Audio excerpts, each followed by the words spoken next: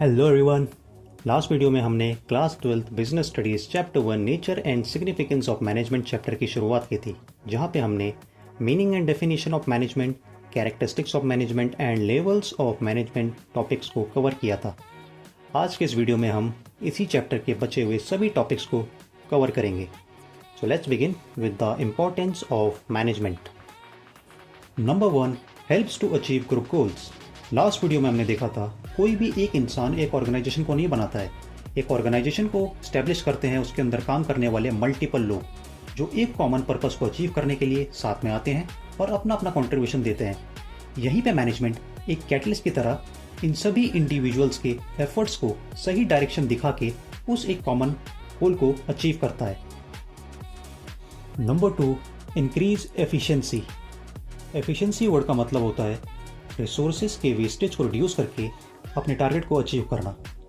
Management जो किसी भी प्रोजेक्ट के अंदर गिवन रिसोर्सेज के मैनेजमेंट के लिए रिस्पॉन्सिबल होता है, उसकी जिम्मेदारी होती है सभी तरह के रिसोर्सेज, फिर चाहे वो फाइनेंशियल हो या फिर ह्यूमन रिसोर्सेज, का बेस्ट पॉसिबल यूटिलाइजेशन करके अपने गोल को अचीव करना।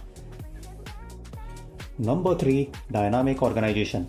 एज वी नो, लगातार बदलती हुई इस दुनिया के अंदर हमें कई सारे changes global as well as national level पे लगातार देखने को मिलते हैं। ऐसे में मैनेजमेंट की रिस्पॉन्सिबिलिटी बनती है कि इन लगातार होने वाले चेंजेस, फिर चाहे वो टेक्नोलॉजिकल हो, कोई ट्रेंड शिफ्ट हो या फिर सडनली आने वाला कोई ग्लोबल डिस्ट्रप्शन, इन सभी के बीच अपने आप को अडेप्ट करे और ऑर्गेनाइजेशन को लगातार आगे लेके जाए। Number 4, personal objectives. मैनेजमेंट का काम होता है अपने ऑर्गेनाइजेशन के अंदर काम कर रहे एम्प्लॉयज़ के स्किल्स को समझ के उनके अंदर के टैलेंट को अनलॉक करना, लगातार उन्हें मोटिवेट करके उनके अंदर की बेस्ट प्रोडक्टिविटी को बाहर निकालना, जिसकी वजह से एम्प्लॉय को मिलती है करियर ग्रोथ और ऑर्गेनाइजेशन को मिलता है उसका direct benefit. Number 5, development to the society. Management की रिस्पॉन्सिबिलिटी होती है जिस सोसाइटी के रिसोर्सेज को इस्तेमाल करके ऑर्गेनाइजेशन ऑपरेट करता है, बदले में उस सोसाइटी को कुछ ना कुछ वापस लौटाना। फिर वो अच्छे प्रोडक्ट और सर्विसेज हो सकते हैं या फिर उस सोसाइटी के लोगों के लिए एक अच्छी employment. Next heading is management is a science और आर्ट। एग्जामिनर के फेवरेट क्वेश्चंस में से एक ये टॉपिक हमसे सवाल करता है, क्या मैनेजमेंट एज सब्जेक्ट को हमें एक साइंस की तरह ट्रीट करना चाहिए या फिर एक आर्ट की तरह? सवाल के जवाब को ढूंढने के लिए हमें दोनों ही सब्जेक्ट्स, साइंस और आर्ट के फीचर्स की जानकारी होनी चाहिए।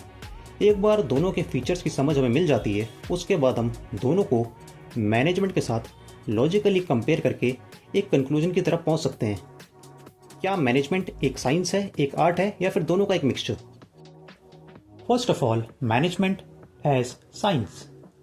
Number 1, as a subject, science had a systematic body of knowledge, which means science के पास अपनी एक basic theory, laws and principles मौजूद हैं जिन्हें ऑर्गेनाइज तरीके से किताबों के अंदर लिखा गया है। ठीक इसी तरह से मैनेजमेंट थ्योरीज एंड प्रिंसिपल्स के ऊपर भी कई सारी किताबें लिखी गई हैं। सो यहाँ पे हमें पता लगता है साइंस की तरह मैनेजमेंट के पास भी नॉलेज का अपना एक दायरा है। So we can say that systematic body of knowledge is the common feature between science and management. Number 2, anything considered as science must be based on certain principles, which means science के अंदर जितने भी facts, laws and principles मौजूद हैं वो किसी random इंसान के रैंडम ख्याल नहीं है। किसी भी थ्योरी को मल्टीपल साइंटिफिक टेस्ट और एक्सपेरिमेंट से गुजरना पड़ता है। एक्सपेरिमेंट का आउटकम अगर सर्टेन साइंटिफिक पैरामीटर्स को मैच करता है तो ही उसे साइंटिफिक लॉ और प्रिंसिपल का स्टेटस मिलता है। ठीक इसी तरह से मैनेजमेंट के अंदर भी डिफरेंट थ्योरीज एंड प्रिंसिपल्स को systematically different situations and industries के अंदर ऑब्जर्व करने के बाद ही मैनेजमेंट प्रिंसिपल का स्टेटस दिया जाता है। So we can say that this is also a common feature between management and science. Number 3, universal validity, which means all around the world, दुनिया के किसी भी कोने में साइंटिफिक प्रिंसिपल्स को ध्यान में रख के अगर एक्सपेरिमेंट को परफॉर्म किया जाएगा तो वो हमेशा सेम आउटकम देगा। फॉर एग्जाम्पल, हाइड्रोजन के 2 एटम और ऑक्सीजन के 1 एटम के बीच अगर रिएक्शन कराया जाएगा तो हमेशा हमें H2O वाटर यही आउटकम मिलेगा, फिर चाहे ये एक्सपेरिमेंट को इंडिया के अंदर परफॉर्म किया जाए या इंडिया के बाहर। लेकिन unlike science, management principle universal validity नहीं रखते हैं। फॉर एग्जाम्पल, अमेरिका के अंदर मैकडोनल्ड्स का मैनेजमेंट अपने बर्गर के अंदर रेड मीट का इस्तेमाल कर सकता है, लेकिन इंडिया के अंदर due to cultural factors McDonald's का मैनेजमेंट बर्गर के अंदर रेड मीट के साथ अपना बर्गर बेच ही नहीं पाएगा। तो यहाँ पे हमें पता लगता है that unlike science, management principles don't have universal validity. हमने मैनेजमेंट और साइंस के डिफरेंट फीचर्स को कंपेयर किया है, जिसमें से 2 फीचर्स मैच करते हैं और एक बिल्कुल ही अपोजिट चले जाता है। तो बिकॉज यहाँ पे हमें 100% की एक्यूरेसी नहीं मिलती, सो हम मैनेजमेंट को एक प्योर साइंस नहीं कह सकते। हाँ, लेकिन क्योंकि हमारे 2 फीचर्स यहाँ पे मैच कर रहे थे, so we can say that management is an partial or inexact science. Management as art. Number 1, presence of basic literature, which means every art, फिर चाहे वो म्यूजिक हो, पेंटिंग हो या फिर एक्टिंग, हर एक आर्ट फॉर्म के अंदर एक बेसिक लिटरेचर मौजूद होता है, जिसे हर एक आर्टिस्ट अपने करियर के स्टार्टिंग में सीखता है। ठीक इसी तरह से मैनेजमेंट के पास भी अपना एक basic literature and set framework मौजूद है, जिसे हर एक मैनेजर अपने करियर के स्टार्टिंग में सीखता है। So we can say that this is a common feature between management and art.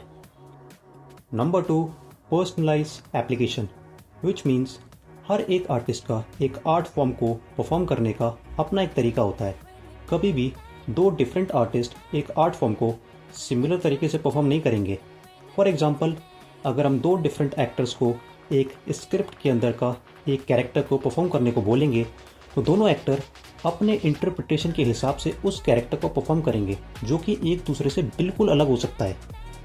Likewise in management, अगर हम 2 डिफरेंट मैनेजर्स को एक सिमिलर सिचुएशन और प्रॉब्लम के अंदर डालेंगे, तो दोनों का उस प्रॉब्लम से डील करने का नज़रिया एक दूसरे से नेचुरली बिल्कुल अलग हो सकता है।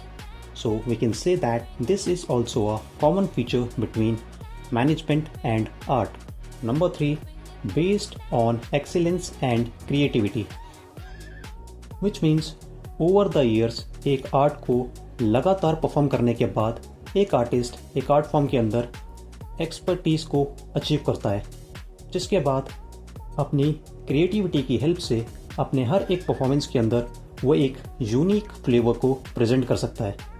ठीक इसी तरह से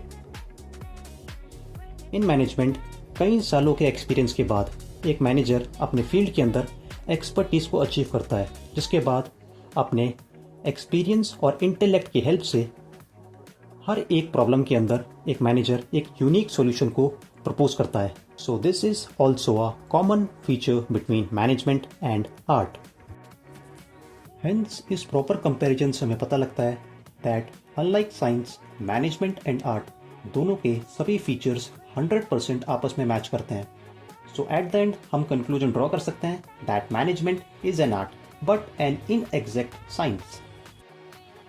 final heading, coordination as the essence of management. So first of all, what is coordination? एक ऑर्गेनाइजेशन के अंदर ऑल अक्रॉस सभी लेवल्स के ऊपर डिफरेंट एग्जीक्यूटिव्स एंड डिपार्टमेंट्स अपने अपने रोल के हिसाब से अपने टास्क को परफॉर्म करते हैं।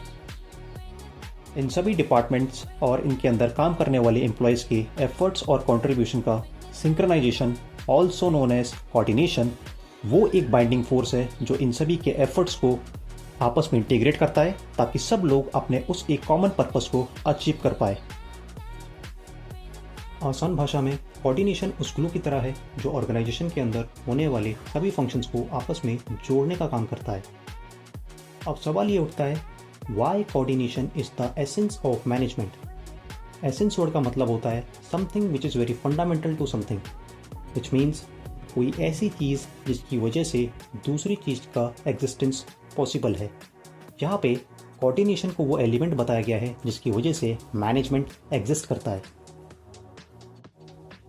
अब तक इस चैप्टर में मैनेजमेंट के जितने भी फंक्शंस और कैरेक्टरिस्टिक्स को हमने देखा है, उन सभी के अंदर हमें कोऑर्डिनेशन का प्रेजेंस देखने को मिलता है। Just because of proper coordination management अलग अलग डिपार्टमेंट्स के बीच होने वाले पॉसिबल कॉन्फ्लिक्ट को रोक पाता है। Just because of proper coordination management resources के wastage and duplication of efforts को अवॉइड करता है। So we can say that हर एक ऑर्गेनाइजेशन के अंदर due to successful coordination management अपने गोल्स को इफेक्टिवली एंड एफिशिएंटली अचीव कर पाता है। That is why coordination is an essence of management. अपने आंसर को जस्टिफाई करने के लिए आप स्क्रीन पे दिख रहे सभी पॉइंट्स को अपने एग्जाम्स में इस्तेमाल कर सकते हैं। आई होप हमारे चैप्टर 1 के दोनों ही वीडियोस से आपने कुछ ना कुछ ज़रूर गेन किया होगा। Let's meet again in next chapter.